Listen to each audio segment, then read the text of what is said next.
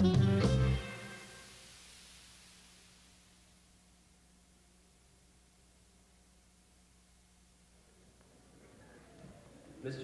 Jim Tooman has a master's degree from Columbia University. He's a Vietnam veteran. He served as a circus clown, a rodeo rider, a string bass player in the Detroit Symphony Orchestra. He was a member of the 1980 U.S. Olympic bobsled team, and he was a roadie with the rock group Journey. Now, it's my honor and privilege to introduce to you today for the first time in over 15 years, Mr. Jim Tooman.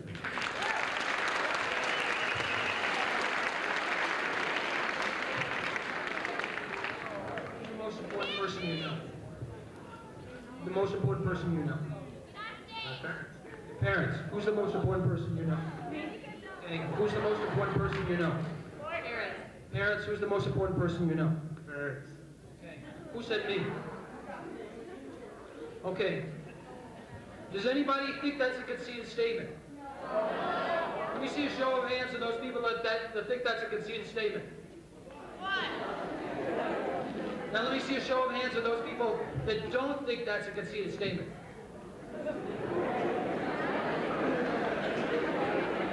Why don't you think that's a conceited statement? Okay, you care about yourself. Why don't you think that's a conceited statement? Sorry, Shelley, you said it. No. You don't care about yourself, what? It's got enough something. You don't care about yourself, no one else is going to. Why don't you think that's a conceited statement, Amy? No, you should care about yourself. I said this in the previous half hour. I'll say it again now.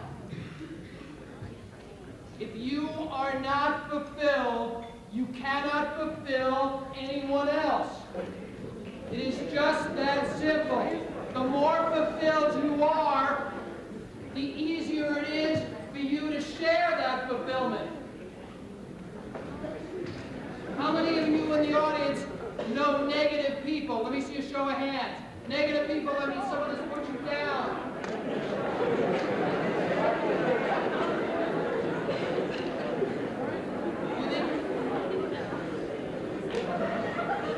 Shelley, you think these negative people are fulfilled? No. Shelley's right. Usually what negative people do is that they want to pull you down so that in turn they're going to climb up over your body. They're going to keep reaching over you to get some level of fulfillment.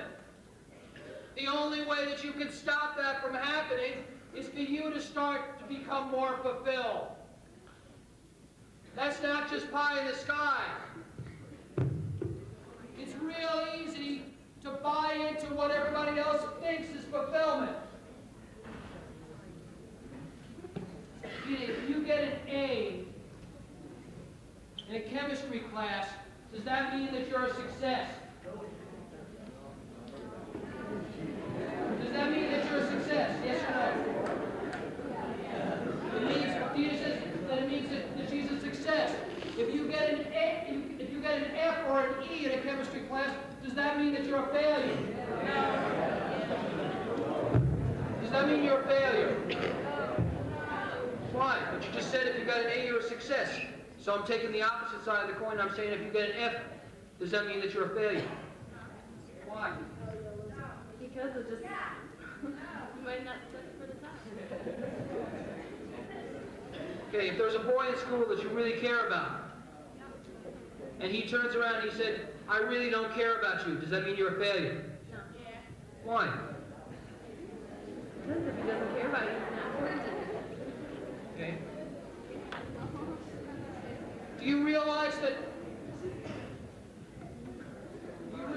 most of us buy into that in the term of success and failure, in the term of winning and losing?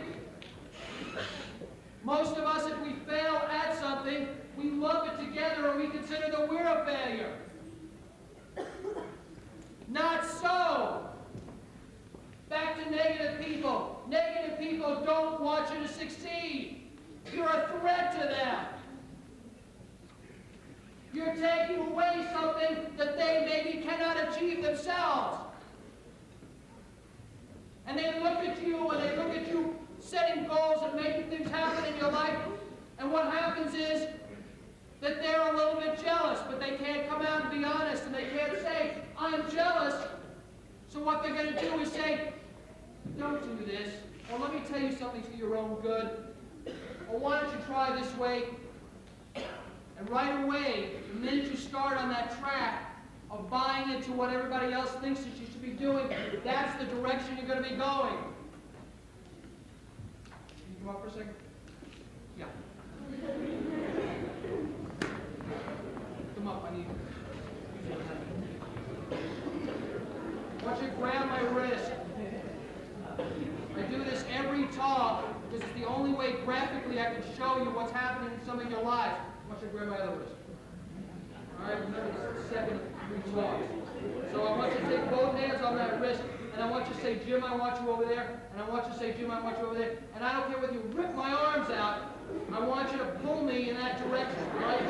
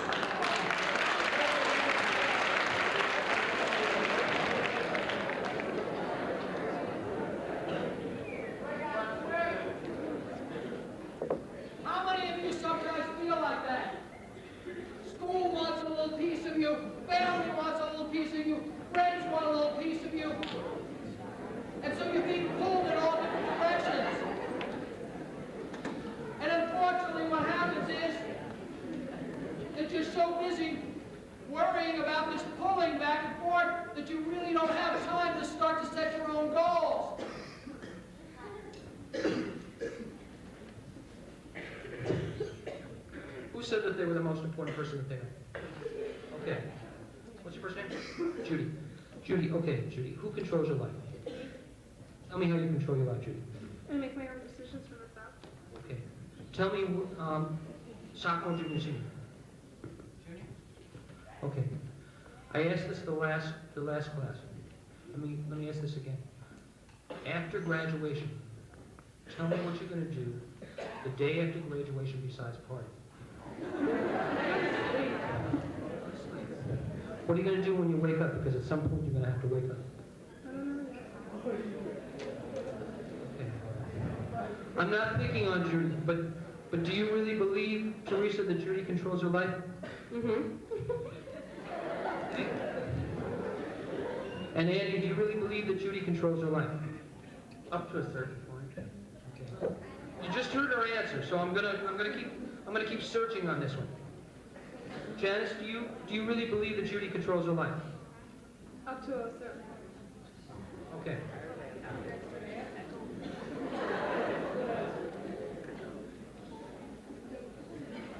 If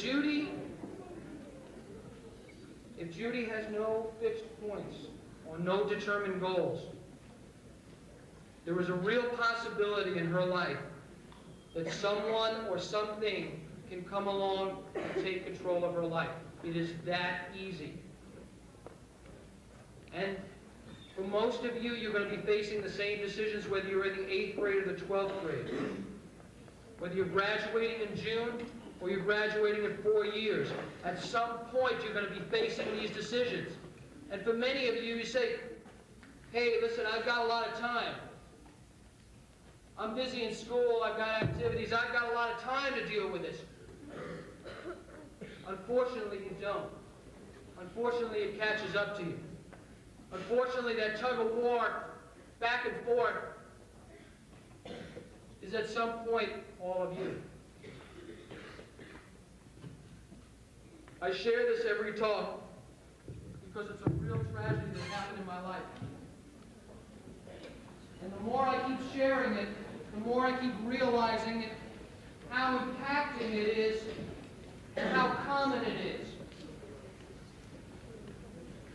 6 or 7 years ago, my aunt and uncle wanted my cousin to be an attorney.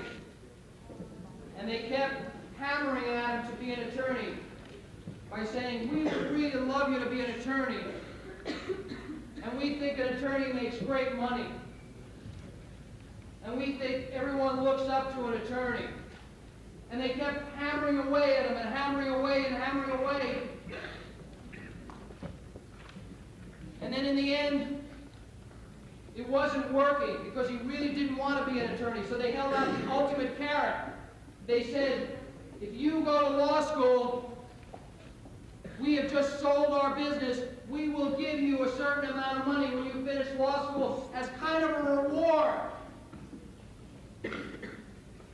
And he went to law school and hated it. Finished at the bottom of his class and just skirted through and graduated. Moved out to Southern California, took the money, and started to buy his way. And he started to buy and buy and buy. He bought a new car, and he bought a condominium, and he bought a small boat. And the more he bought, the more he realized that he was not particularly fulfilled. And I used to get calls from him all the time, and I used to get letters from him all the time. Until less than a year ago, I got a call at 2 o'clock in the morning from my mother, who also lives in California, and she said, Matt hung himself in the shower last night.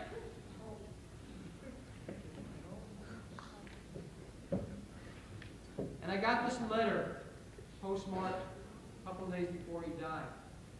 And in it, which is a testimonial, and why I always bring up this story during my talks, it's a testimonial. He asked me to share with all of you to go after and fulfill your dreams, not to buy into what everybody else thinks that you should be doing. The interesting thing,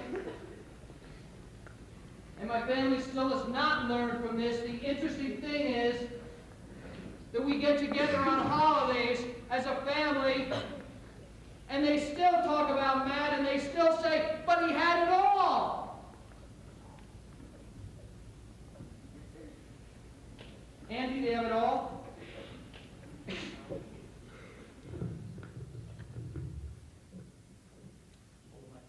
Andy, did he have it all? No, Why? because he didn't have what he really wanted.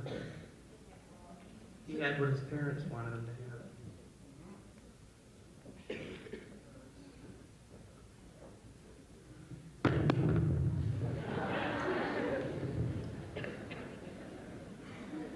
Judy, name one goal that you want after graduation for yourself. Go to college. Where? Eastern.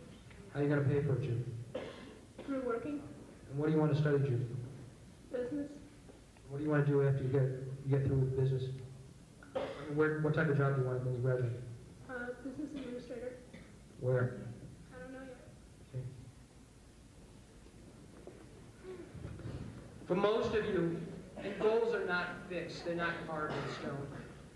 It's the process that makes it happen.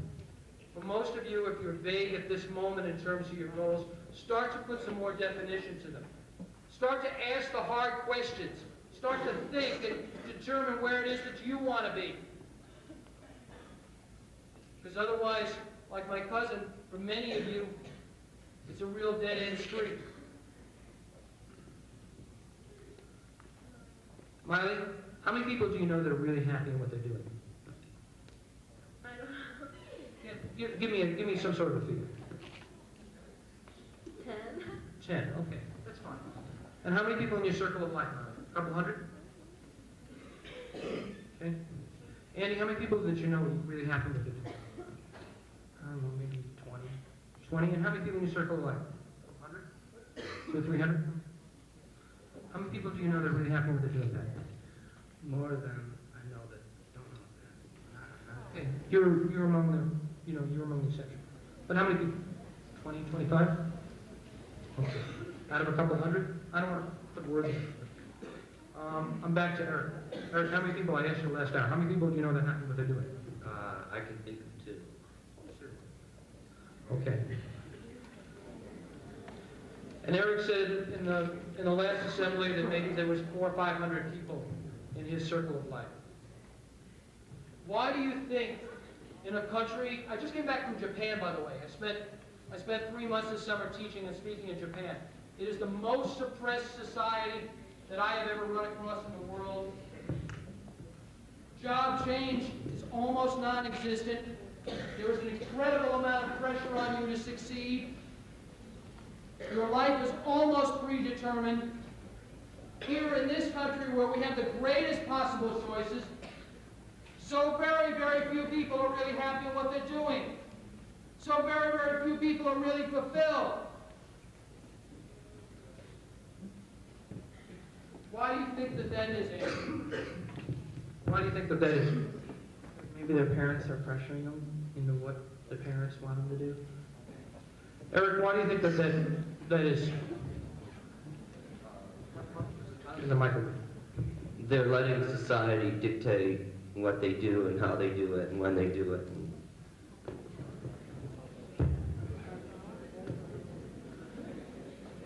It's real easy. It's real easy. We buy or we own things sometimes to make them who we are. Amy, what's your absolute favorite car? I love this one. I love doing this one.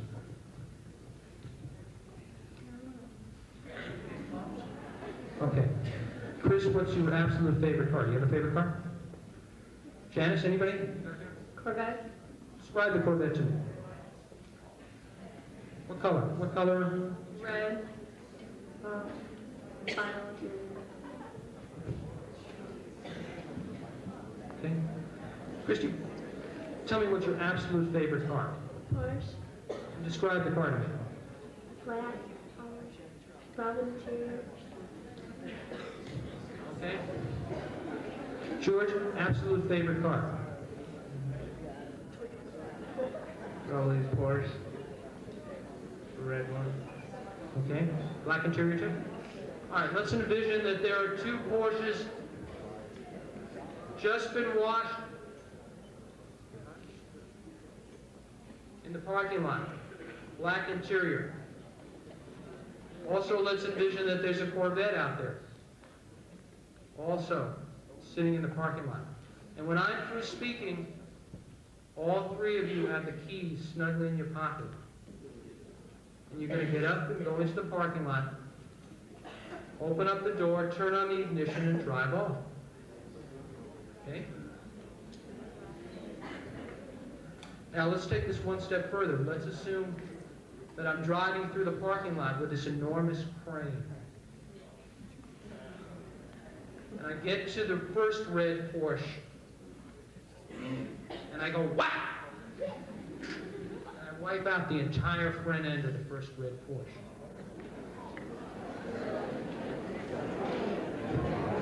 And then I drop the ball of the crane on top of the car and squash it.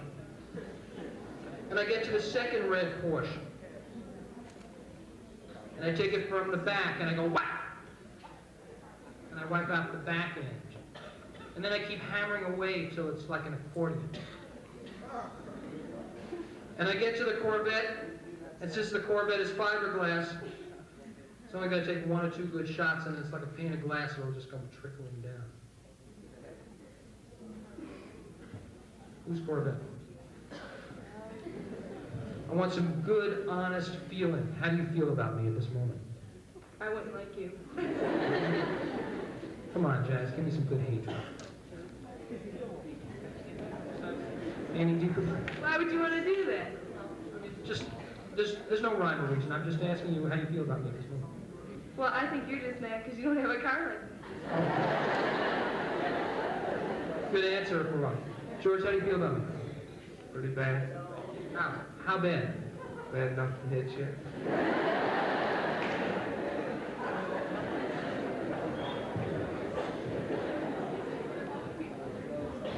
I want most of you to stop and think about this. I use this graphic example for only one purpose. stop and think about it. If you are this car, if this car is you, then I have just systematically destroyed you. So, if you are what you own, or you are what looks good to the rest of the world, and there is no level of integrity inside of you, someone else can come along and take that away. This was brought home with the greatest impact to me 4 years ago this month. I got a chance to go over to Italy and work in the earthquake area in Italy. I spent a month over there, and I saw everything people owned was gone in 38 seconds. 60 square miles was gone in 38 seconds. That means that everything, cars, property, clothes, for some people they just had what they had on their back. Some people didn't even get out alive. And I was particularly impressed by how people looked at this and how they viewed this. And the people that were going to stay and rebuild were people that had a sense of community, had a sense of their own identity, had a sense of their own personal fulfillment. The people that were going to leave, they had comments like, well, it's going to happen again. I don't want to buy new stuff and have it happen again. And it was interesting. And there's no value judgment placed on any of this, because it really is choices. And every one of you has those opportunities now. Every one of you has the best choice points you'll ever have in your life. And every one of you can decide, if you get an A on something, that means you're a success, and you get an F on something, that means you're a failure. But then what you've given off is you've given somebody else an opportunity to set the standards for your life.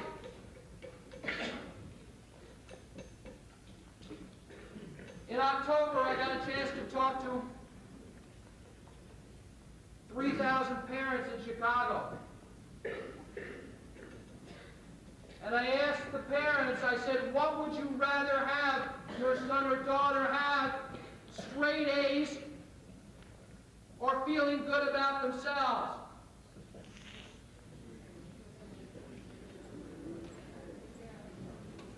I was not surprised by the answer, but straight A's won hands down. At least 3/4 of the parents raised their hand for straight A's.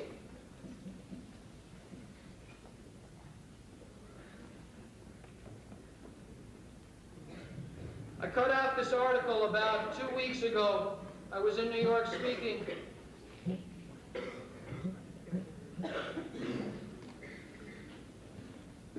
Pat, would you read the headline for me, please? Honor student clubs mom to death. She said his grades weren't good enough.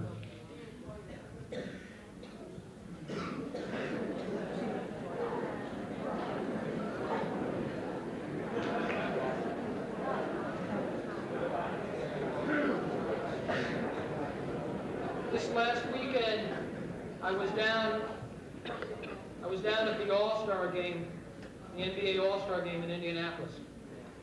And when I was going through the program, I found something from the Xerox Corporation, which blew me out of the water, because I thought that Xerox really looked more progressively at human relations and people. It's entitled, "This is About Winning." Winning isn't everything, it's the only thing. It isn't whether you win or lose, it's how you play the game. If you don't win, you lose. We live with this every day of our lives. Every day of our lives. If you don't get a good grade, if you're not accepted in school, if you're not up to measurements in terms of what the school standards are, for many of you, you are dealing with the fact that you are a failure, that you have not won, but you have lost. There's a student of mine now at Northern High School. Delta Faucets just accepted a patent that he had for a brand new faucet. This June, he will graduate with a 1.65.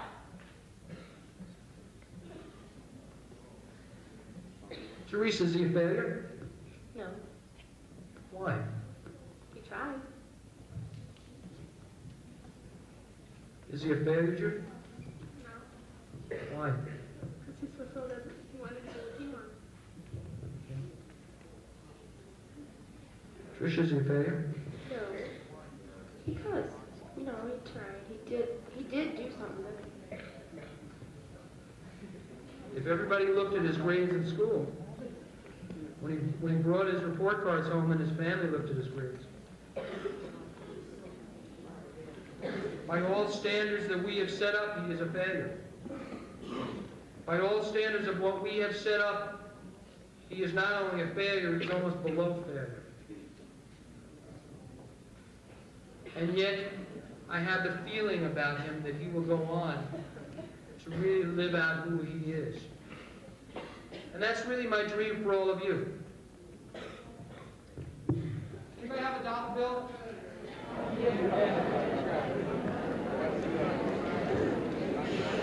Sure, keep it on.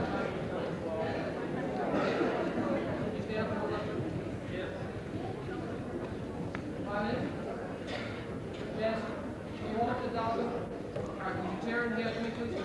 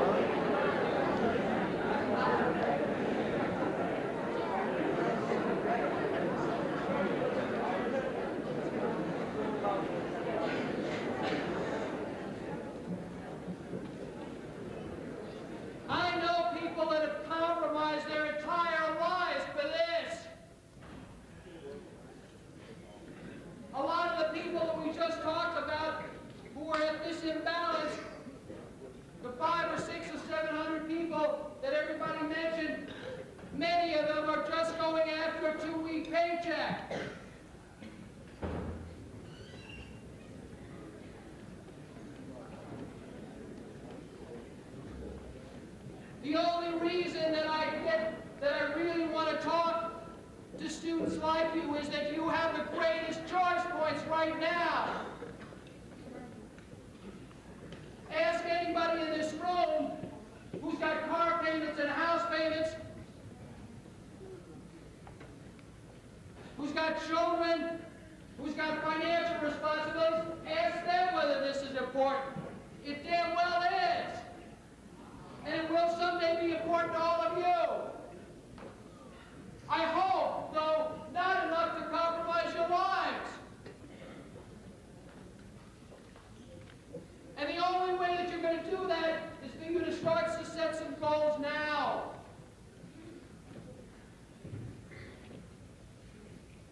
There are no guarantees. If you believe you got a lot of time down the road, you're fooling yourself, and I can't change that. Also, as part of a testimony I mentioned in my talk, there was a student of mine last year at Western High School who was graduating in June, who had all of his goals really focused on.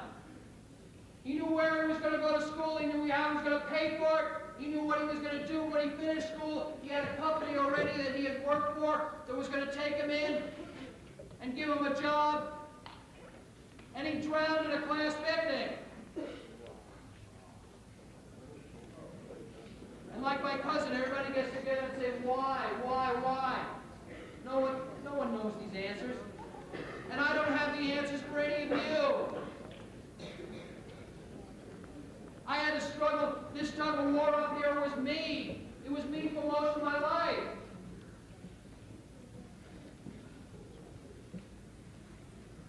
My hope is that somebody will start to think. Start to think about where you want to be.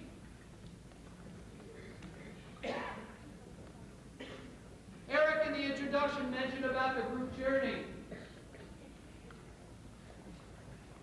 Do you think Journey is a success, Tricia?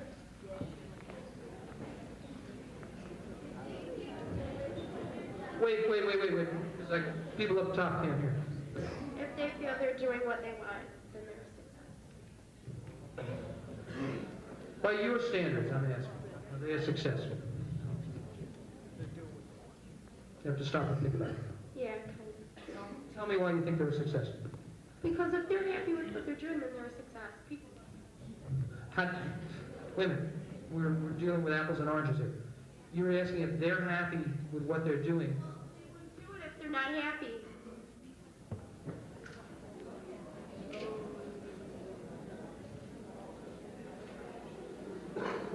Tricia said that they wouldn't do it if they're not happy. What about the other, Tricia, what about the other, 500, 600, 700 people that we mentioned that are living out day-to-day lives who we agreed were not fulfilled?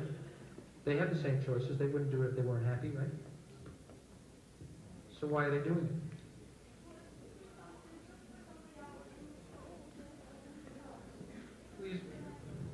Please repeat that. If you do things because you're doing it for somebody else, then you're stupid because that's your life. It's not theirs, and you should do what you want.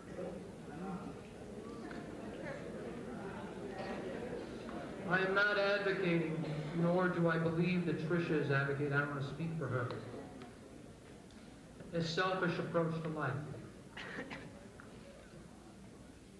However, I can tell you from the time that I spent with Journey, the time I spent with all the people there, most of them are compromising. They have lost control of their lives to their managers, to their agents, to personal appearances. They're on the road constantly. Most of them really have not figured out what their concept of success is, so they just kind of go along. And we do that. We do that real easy. Pat, would you buy a used car from me on the phone? You on the phone? Depends on how you present it to me. Assuming it wasn't me, would you buy a used car from me on the phone? I have to see what I'm buying. Would you buy your first name? Mike. Mike, would you buy a used car from me on the phone? No. Tell me you don't trust me already. I wouldn't trust you. Okay. Would you buy a used car from me on the phone, Dina? No. Because I had no. I couldn't tell you. And you couldn't tell if I was telling the truth or lying to you.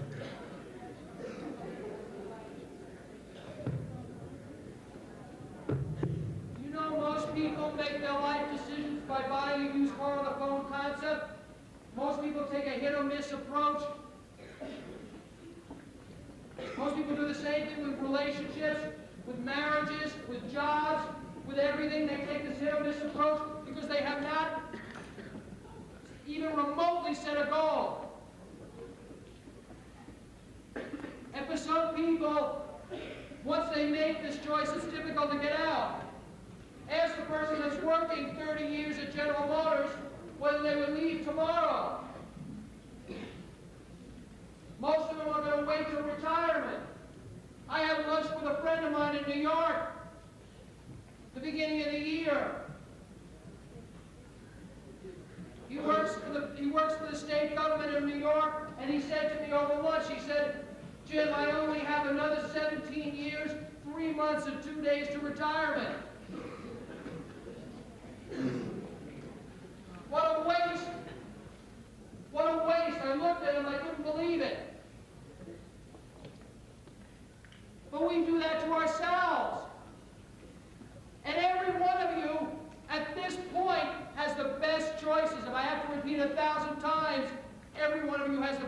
choices.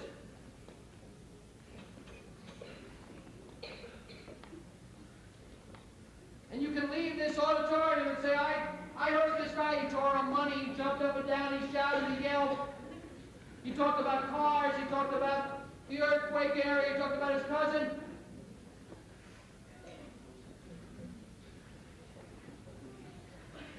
And you can walk up and pretend that it's not going to happen to you. And Janice can pretend that I'm talking about Chris. And Shelley can pretend that I'm talking about Judy. But I'm not. I'm talking to every one of you.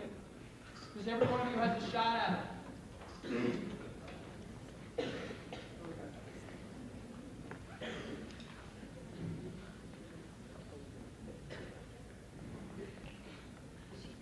20 years ago.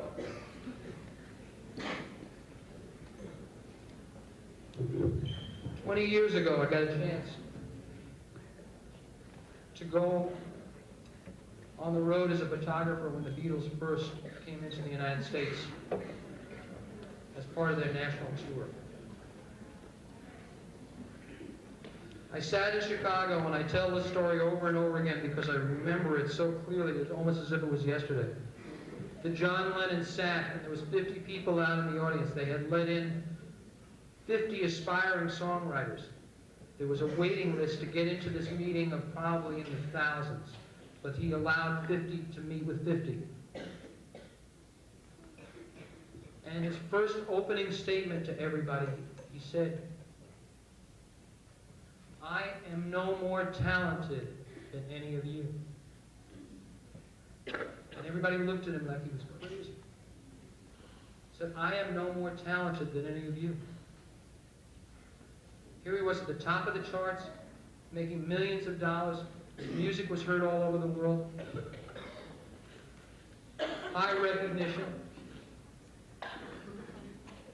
And he turned to all these people, and there was someone in the back that raised their hand, and they said, "What do you mean? You're on the top of the world now." He said to everybody, he said, "The difference between you and me is that if I have a song inside, if I have a dream inside of me, I have someone that can write it, produce it, promote it, play it, and hopefully somebody buy it. Every one of you in this room has a dream inside of you. Every one of you in this room.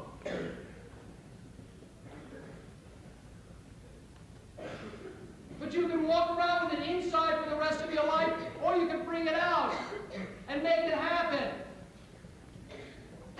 And then truly, truly, when you look back over your life, truly you will remember that you are a success. Because you went after your own fulfillment. I truly believe in all of you. And I will say this now to you. I hope that 10 years from now, if you see me walking down the street, you walk up to me and you say, "Jim, I heard you speak 10 years ago. And you want to know something? I really feel fulfilled today. And you want to know I will walk on with a great smile on my face. Because I truly believe in all of you. Make your dreams happen and go for it." Thank you.